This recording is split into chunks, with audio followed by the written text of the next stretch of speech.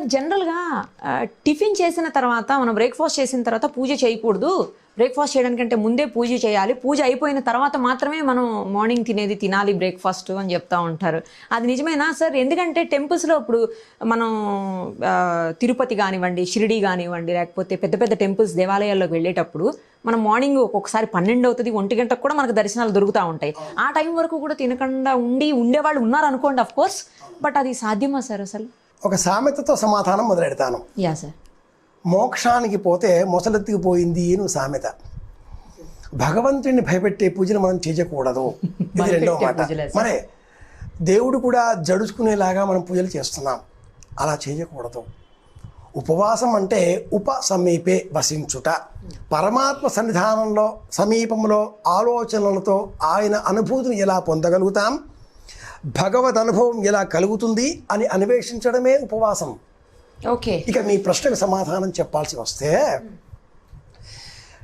Tiffin breakfast చేసి భగవంతుడిని అర్చిస్తే భగవంతుడు ఉలిక్కి పడతాడా, మనలో తప్పులు తీస్తాడా, మీరు తినేశారు కదా అంటూ మనం ఏమైనా ఉరిదీస్తాడా, మన వరాలు ఇవ్వడం మానేస్తాడా? భయపడిపోతున్నాం మనమంతా కూడా, సమాజం అంతా కూడా భయపెట్టేదిగా మారింది. తప్పు, అలా లేదు. మీరేవో చాలా దేవాలయాల పేర్లు చెప్పేశారు, తిరుపతి అన్నారు, తిరుమల అన్నారు, శ్రీశైలం అన్నారు, ఇంకేవో అన్నారు. ఈ ఆలయాలన్నింటిలో కూడా తిరుమల స్వామి వారు నిద్ర నుంచి ఉపక్రమించి బయటికి రాగానే, అంటే మెలకువ కాగానే, భూపాల రాగం వినిపించగానే వెన్నపూస నైవేద్యం పెడతారు. 6ంటికే 4ంటికే బాలభోగం అన్న పేరిట 8ంటికి పెరగన్నం పెడతారు. ఉదయం లేవగానే వెన్నపూస నైవేద్యం, ఆయనకి బాలభోగం పెరుగన్నం నైవేద్యం, ఆయనకి పులిహోర నైవేద్యం, మధ్యాహ్నానికి ఆవకాయ నవకాయ వంటతో బ్రహ్మాండంగా సృష్టిగా నైవేద్యం. స్వామివారికి ఇవన్నీ ఉంటాయి. ఏ ఆలయంలో వెళ్ళినా బాలభోగం ఉదయం తప్పనిసరిగా నైవేద్యం. ఓకే, ఇది ప్రధానం. అమ్మాయి, సనాతన ధర్మంలో వేదం చదువుకునే విద్యార్థులు ఉండేవారు, ఓకే, గురు పరంపర ఉండేది. అందులోనే నా జీవితం అంతా కూడా బాల్యంలో గడిచింది. ఉదయం 4ంటికి లేవగానే ముఖ ప్రక్షాళన, దంత ప్రక్షాళన పూర్తి కాగానే స్నానం అక్కర్లా, రాత్రి మిగిలిపోయిన అన్నంలో కాసింత మిరియాల పొడి కొట్టివేసి అదంత ముద్ద పెట్టేవాళ్ళు.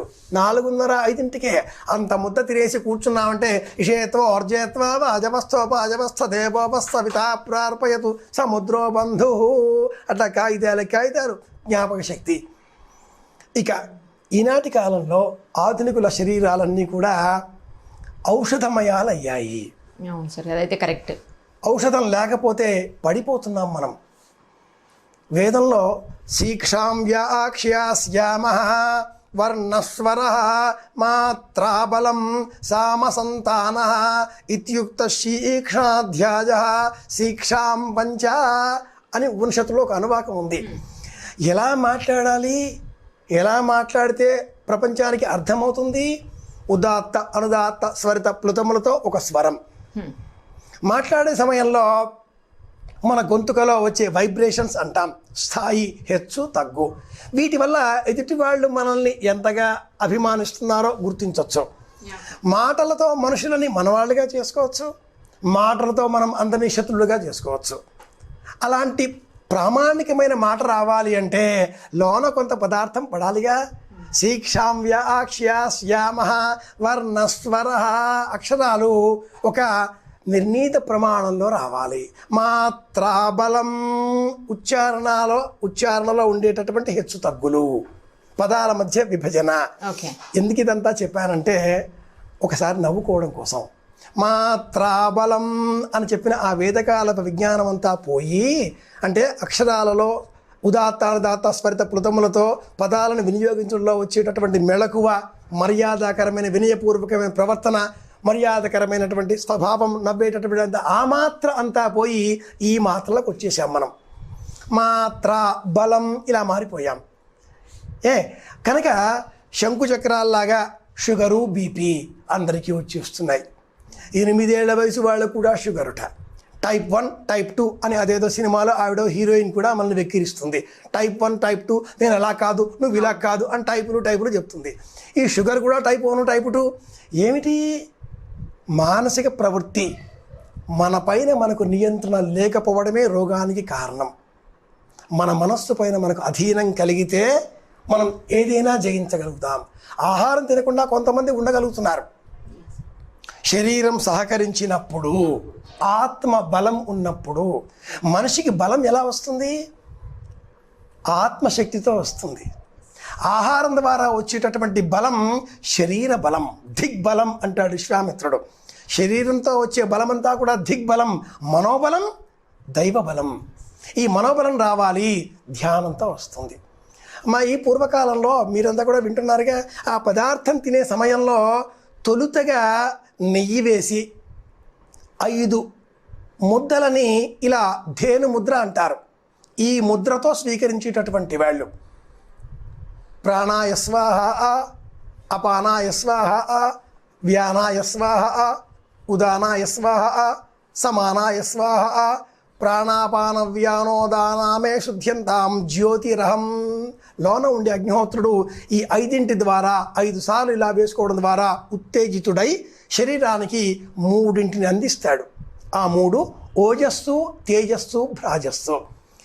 టిఫిన్ చేసి పూజ చేయాలా వద్దా చెప్పాలి అంటే ఇవన్నీ ఏం చెప్తున్నారా అనుకోకండి, ఇవన్నీ అందులోకే వస్తాయి. మళ్ళీ ఈ తినే పదార్థము మనస్సుకు బలాన్ని ఇచ్చేది కావాలి. కుంభాలు వేస్తే శరీరానికి బలం వస్తుంది, మనస్సుకు బలం రాదు. మనస్సుకు బలం రావాలి అంటే ఈ తినే పదార్థము నాలో ఉండేటటువంటి ఆత్మశక్తికి అందిస్తున్నాను అన్న ధ్యాసతో తీసుకోవాలి. సనాతన ధర్మంలో వేళలు 4 జాములు అంటూ చెప్పబడ్డాయి. ఉదయం 6 నుంచి 9 వరకు ఇది మొదటి జాము. ఓకే. ఈ జాములో ఆహారం తీసుకోవాలి తప్పనిసరి, లేకపోతే పడిపోతాం. 6 to 9 తప్పనిసరి, ఇది ఆహారం తీసుకోవలసిన సమయం. ఆ తర్వాత 9 to 12, 9 నుంచి 12 ఇది 2వ జాము. ఈ సమయంలో దేవతారాధనలు, వ్యవహారాదులు, లోకరీతులు ఏదైనా ఉంటే చేసుకోవాలి. 12 నుంచి 3 ఇది 3వ జాము. ఓకే. ఈ సమయంలో లఘువుగా విశ్రమించాలి. ద్రవాహారం పాలు, అరటిపండు తీసుకోవచ్చు. 3 నుంచి 6 సాయంత్రం సమయం ఇది 4వ జాము. ఈ సమయంలో మౌనంగా కూర్చోవాలి, సంధ్య వార్చాలి. దీంతో పగటి కాలం పూర్తవుతుంది. 6 to 6 మార్నింగ్ 12 గంటలు. రాత్రి సమయం సాయంత్రం 6తో ప్రారంభమవుతుంది. 6 నుంచి 9 వరకు రాత్రి కాలానికి మొదటి జాము. అందులో 6 to 8 6 నుంచి 8 మధ్య సమయంలోనే ఆహారం తీసుకోవాలి. 8 దాటిన తర్వాత ఆహారం మన శరీరానికి రోగాన్ని తెచ్చిపెడుతుంది, విషం అవుతుంది. రాత్రి 9 గంటలకు నిద్రకు ఉపక్రమించాలి. 9 నుంచి 12 వరకు నిద్రించవలసిన కాలం. ఉదయం తెల్లవారుజామున బ్రాహ్మీ ముహూర్తం 3 గంటల 45 నిమిషాలకు బ్రాహ్మీ ముహూర్తం. తెల్లవారుజామున అంటే రాత్రికి సంబంధించిన 4వ జాము 3 నుంచి 6 వరకు ఉండే సమయంలో కాలకృత్యాలు, స్నానాదికాదులు, సంధ్యావందనాదికాదులు అన్నీ కూడా పూర్తి చేసుకొని 6 గంటలకల్లా సూర్యుడికి నమస్కారం చేసి ఫలహారానికి ఉపక్రమించాలి. ఇది పగటి కాలం 6 నుంచి 6 వరకు. రాత్రి కాలం సాయంత్రం 6 నుంచి తెల్లవారిన తర్వాత వచ్చే ఉదయం 6 వరకు ఉండే కాల ప్రమాణం. కనుక మనమంతా ఆధునికులం. శంకుచక్రాలు లాంటి షుగర్ బీపీలతో వ్యాధిపడబెట్టిన వాళ్ళం. ఫలహారం లేకపోతే పరమాత్ముడి కూడా పలకరించే స్థితిలో లేం. పరమాత్ముడైనా మన మనసు వైపు చూడాలి అంటే ఏదో లోపల వేస్తేనే. వెయ్యొద్దు అని ఏ భగవంతుడు చెప్పడు. శరీరం పడిపోయేంత స్థితిలో ఉంచి పరమాత్ముడిని మనం అర్చనలతో భయపడితే ఇవన్నీ కూడా దేవుడిని భయపెట్టే పూజలు అవుతాయి. కనుక శరీరం సహకరిస్తే ఉందాం. ఉండొచ్చా సార్? అదే తప్పకుండా. ఓకే. మనోబలం శాస్త్రంలో మట్టుకు 6 నుంచి 9 ఈ మధ్యకాలంలో స్వీకరించాలి. ఉగాది పచ్చడి 6 కల్లా తీసుకోవాలిగా. ఎలా చెబుతాం? ఎందుకు? అది శరీరానికి ఇచ్చేటటువంటి ఒక వైరస్ ఏది రాకుండా ఇచ్చేటటువంటి టిటనస్ లాంటి ఇంజెక్షన్ అని చెప్పుకోవాలి. లేదా ఏ వ్యాధి కూడా రాకుండా ఇచ్చేటటువంటి దీని ఏమంటారు తల్లి, ఇప్పుడు వ్యాక్సిన్ లాంటిది, అది వ్యాక్సిన్ అవుతుంది. సంవత్సరంలో ఏ రోగాలు రాకుండా మనం తీసుకునేటువంటి వ్యాక్సిన్ ఉగాది ఔషధ పచ్చడి 6ంటికే. రోజు కూడా ఉదాత్తంగా ఉత్తేజభరితంగా జీవితం గడపాలి అంటే 6 నుంచి 9 మధ్యలో ఫలహారం కాస్త. ఈ మధ్య ఒక పదం విన్నాం, అది బ్రంచ్ అన్న పదంతో వాడుతున్నారు. టిఫిన్ మానేసేసి, లంచ్ మానేసేసి మధ్యలో ఒకటి కొట్టేస్తున్నారు. ఏమిటి టిఫిన్ లేదా అంటే బ్రంచ్ అని చెప్పేస్తున్నారు. టిఫిన్ చేయాలి, లంచ్ చాలా తక్కువ, అసలు లంచ్ లాగా ఉండకూడదు. ఓ అరటిపండు, ఓ గ్లాసు పాలు ఇంతే అని చెబుతారు శాస్త్రం తెలిసిన వాళ్ళు. సాయంత్రం 8ంటికి మళ్ళీ భోజనం చేయాలి. ప్రామాణికంగా చెప్పాలి, శాస్త్రబద్ధంగా చెప్పాలి, ధర్మం ఏం చెబుతుంది అని మీరు అడిగితే మట్టుకు టిఫిన్ చేయొచ్చు. స్మృతి శాస్త్రాలలో వశిష్ఠ స్మృతి ఒకటి, గోభిల స్మృతి, పరాశర స్మృతి, అట్లాగే మనుస్మృతి, ఇది అందరికీ తెలిసి ఈ పేరు. మనుస్మృతి, ఇటువంటివి 18 స్మృతి గ్రంథాలు ఉన్నాయి. అందులో ఒకటి వశిష్ఠ స్మృతి. వశిష్ఠ స్మృతిలో పలహారం చేసి భోజనం చేస్తే కూడా ఏ దోషం లేదు, భోజనం కూడా చేసి ఆయనగా స్నానం చేసి పూజలు చేయండి అని చెబుతారు. తాళపత్ర గ్రంథంలో ఉంది అని ఎవరో చెప్పారు. తాళపత్ర గ్రంథాలంటే ఏమిటి? స్మృతి గ్రంథాలే. అక్కడికే వచ్చేస్తున్నాను. ఆ గ్రంథం పేరు వశిష్ఠ స్మృతి. అందులో మీ శరీరం సహకరించని పక్షంలో శుభ్రంగా భోజనం చేయండి, కానీ స్నానం చేసి భగవంతుడేమి ఇబ్బంది పడడు. ఆ తర్వాత ఈ తిన్న దోషం స్నానం చేస్తే పోతుందట. ఉదాహరణకి అన్నీ భారతంలో చెప్పుకుంటాంగా, ఏది చెప్పినా యదిహాస్తి తదన్యత్ర. భారతంలోనే మొట్టమొదట ఆది పర్వంలో ఉదంకోపాఖ్యానం అని ఒక ఉపాఖ్యానం ఉంది.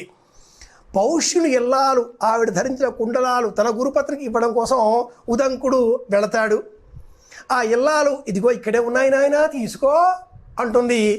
ఈ ఉదంకుడికి ఆ కుండలాలు కనిపించవు.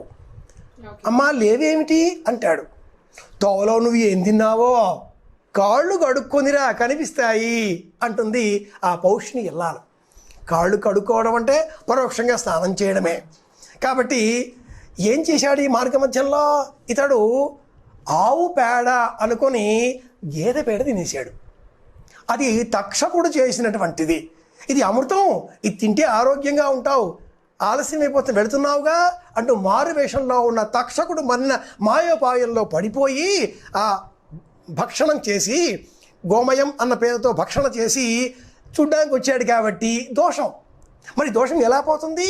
కాళ్ళు కడుక్కుంటే పోతుంది. ఇది భారతం చెప్పే నీతి.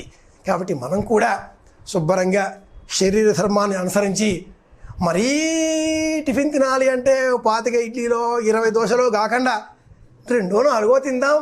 పరమాత్మని భయపెట్టి పూజలు చేయకుండా శరీరం ఎంతవరకు సహకరిస్తుందో అంత మట్టుకే హితభుక్ మితభుక్ అశాకభుక్ అని ఆయుర్వేదంలో మరో సూత్రం కూడా ఉంది.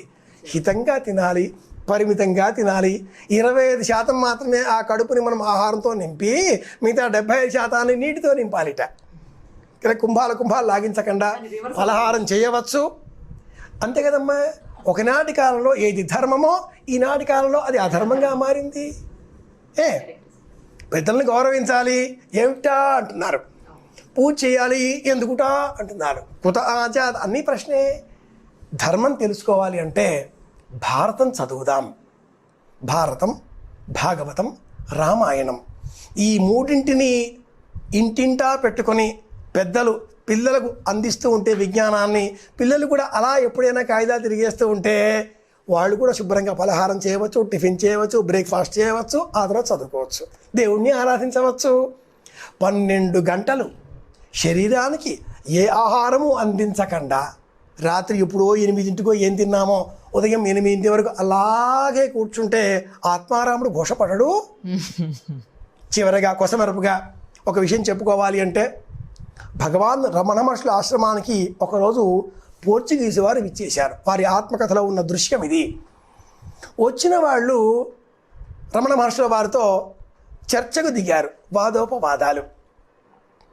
వారితో చెబుతున్నారు, హిందూ సంస్కృతి అంటే ఏమిటి, హిందూ ధర్మం అంటే ఏమిటి, దైవానికి ఇన్ని పేర్లు ఎందుకుంటాయి, ఇంతమంది దేవుళ్ళు ఏమిటి, మాకు ఒకరే దేవుళ్ళు ఉంటారు. ఆయన అన్నీ విన్నాడు. 11 గంటలకి మా ఆశ్రమంలో ఫలహారం చేస్తాం, అది మాత్రమే మా ధర్మం అన్నాడు, లేచి వెళ్ళిపోయాడు.